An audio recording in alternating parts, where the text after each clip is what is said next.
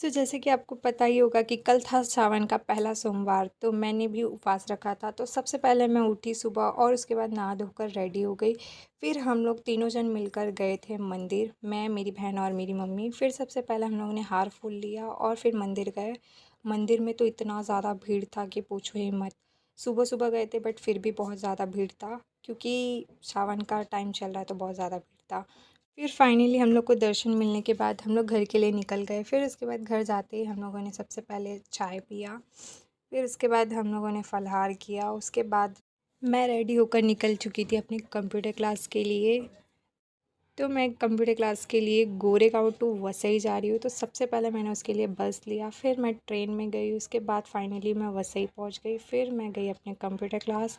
तो ये है मेरा कंप्यूटर क्लास। तो सबसे पहले जाकर मैंने टाइपिंग प्रैक्टिस की। उसके बाद हमारा लेक्चर हुआ। फिर उसके बाद फाइनली कंप्यूटर क्लास ओवर हो गया तो मैं घर के लिए निकल गई। फिर यहाँ पर ट्रेन ले लिया मैंने। फिर उसके बाद फाइनली मैं आ गई गोरेगांव स्टेशन।